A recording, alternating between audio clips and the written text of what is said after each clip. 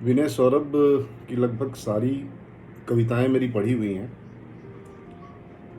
पिछले 3 दशकों से जितना भी उसने लिखा होगा लगभग, और शायद सब पढ़ा होगा मैंने। इसलिए जब इस साल के शुरू में उसकी किताब बख्तियारपुर आई तो मैंने उसको छूने का सुख लिया और बार बार देखने का। फिर किताब रखी रही, बीच में मुझे फुर्सत नहीं मिली और बहुत सारे संघर्ष, बहुत सारे काम वाम में लगा रहा मैं। तो आज थोड़ी फुर्सत मिली तो मैंने इस किताब को, जो मेरे बहुत ही जिगरी दोस्त का पहला कविता संग्रह है, जिसकी लगभग 27-28 सालों से प्रतीक्षा हो रही थी, उसको पलटना शुरू किया। और एक कविता है, गिरिडीह बहुत अच्छा शहर था। मैं विनय को कहता हूँ कि स्मृतियों का इससे अच्छा कवि जो है, मैं बहुत कम देख पाता हूँ, समझ पाता हूँ, पढ़ पाता हूँ। मुझे मिलते नहीं ऐसे कवि जो स्मृतियों को, यादों को कविता में इस तरह से बुनते हैं। तो एक कविता मैं सुनाता हूँ, आप सुनिए। गिरिडीह बहुत अच्छा शहर था, इसका उन्वान है। उस शहर में मत जाओ जहां तुम्हारा बचपन गुजरा, अब वो वैसा नहीं मिलेगा जिस घर में तुम किराएदार थे। जिस घर में तुम किराएदार थे वहां कोई और होगा। तुम उजबक की तरह खपरेल वाले उस घर के दरवाजे पर खड़े होगे और कोई तुम्हें पहचान नहीं पाएगा। वो लंबा सा खाली टीला जहां तुमने जमकर पतंगबाजी की थी, अब वहां अनगिनत घरों की कतारें होंगी। तुम किस किस को बताओगे कि 35 साल पहले मैं यहाँ रहता था। वह तालाब पाट दिया गया होगा जहां तुम नहाए, तैरना सीखा। साथ खेलते बच्चे किसी और शहर को चले गए होंगे, और जो होंगे उन्हें कैसे पहचानोगे तुम। जाहिर है तुम अपने स्कूल भी जाओगे, संभव है कि वह किसी बड़ी इमारत के पीछे छुप गया होगा। शहर से चुपचाप गुजर जाओ, यही तुम्हारे हक में अच्छा होगा। अपने आंसुओं को रोको, कोई पुराना सहपाठी न कोई पुराना पेड़ मिलेगा विनय सौरभ।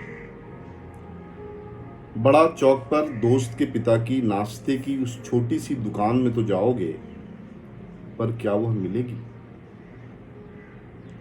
कोयले की आग से धुआंती छतें और समोसे की वो खुशबू कहीं दर्ज कर लो, पर उधर मत जाओ।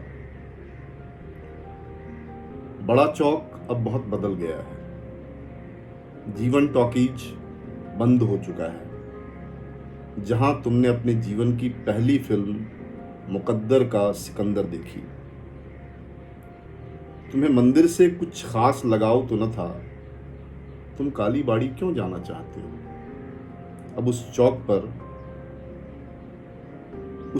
पर अब तृप्ति नाम का कोई रेस्तरां नहीं है। मकतपुर चौक पर सब्जियां आज भी मिलती हैं, और रंजीत स्टूडियो कब का बंद हो चुका।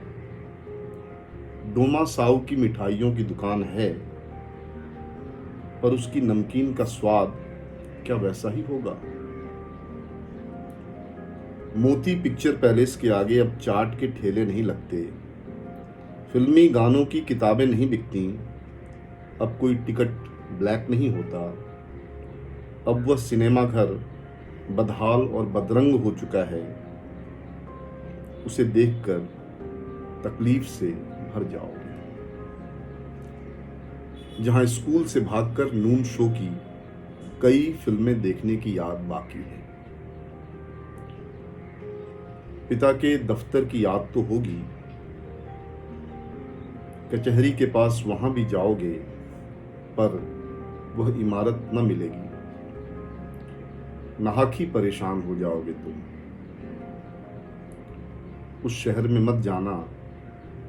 याद करना कि वह एक बेहतरीन समय था तुम्हारा, जहां दीवारों पर लगने वाले फिल्मी पोस्टरों की तुमने अपनी किताबों कॉपियों पर जिल्दे चढ़ाई। इस तरह से तुम्हें अपने भाई बहन भी याद आएंगे। इस तरह पिता ख्यालों में आएंगे। तब शहर के किताब की दुकानें भी याद आएंगी। रहमान दर्जी की याद आएगी। फुटपाथ पर लगने वाली चप्पल की अनगिनत दुकानें और बाटा में पहली बार खरीदा गया स्कूल का जूता याद आएगा। स्कूल के दिनों का वह स्वेटर पीछा करेगा जो दिवंगत बहन ने पहली बार तुम्हारे लिए बनाया। उस शहर में मत जाना। इस तरह से तुम दुख के दरिया में डूबोगे। तुम लौटोगे, तुम्हारी पुरानी बातें कौन सुनेगा। अब तो वह मां भी नहीं रही जो बात बात में कहती थी गिरिडीह बहुत अच्छा शहर था। मैं जब विनय की इस तरह की कविताएं पढ़ता हूँ, भागलपुर पहल में जब बख्तियारपुर छपी थी और शहर के अलग अलग हिस्सों पर जब विनय की नज़र पड़ती है, इस कस्बे में वो रहता है, मुझे लगता है कि उस नोनीहाट के हर विशेष और साधारण आदमी के बारे में विनय सौरभ के जरिए हिंदुस्तान के तमाम कवि प्रेमी, कविता के पाठक तो जान ही गए होंगे। तो एक कवि जो है अपने शहर, अपने कस्बे, अपने गांव को बहुत ख़ास बनाता है। और मैं तो विनय को तरह तरह से पढ़ता हूँ और मुझे अफसोस होता है कि मैं विनय सौरभ जैसी कोई रचना जो है किसी भी विधा में आज तक नहीं कर पाया हूँ। तो देर से ही सही विनय को उसके पहले संग्रह बख्तियारपुर के लिए बहुत सारी बधाई।